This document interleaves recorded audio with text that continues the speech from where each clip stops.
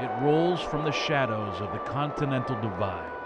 In this valley, Yellowstone's Firehole and Gibbon rivers collide, giving birth to the Madison.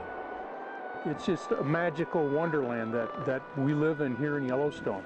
A river steeped in reputation and on the must-fish list of fly fishermen who come here from all over the world.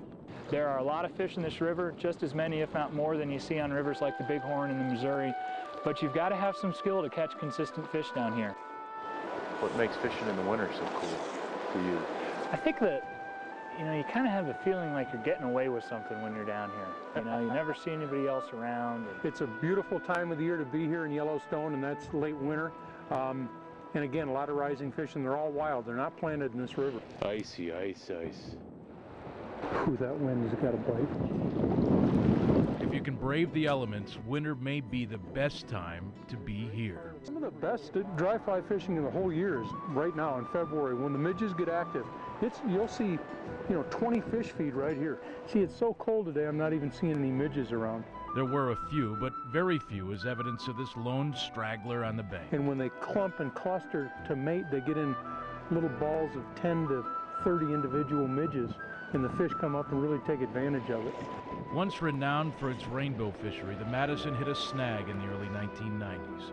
Whirling disease hit this river with a vengeance and decimated populations of wild rainbows. Unaffected brown trout became this river's main populace. What fly did it take? But the Madison and its rainbows are re-emerging. Population of rainbows has dramatically increased. It's now nearing historic highs again. So it's really great to see this river come back with its wild trout fishery and the rainbow population. Described as a 50-mile riffle, it bangs and bounces through this brilliant valley, creating cover and refuge for its underwater inhabitants. It's pretty rare to come to a place like this and find nobody else fishing. From the first glance, it can look very monotone.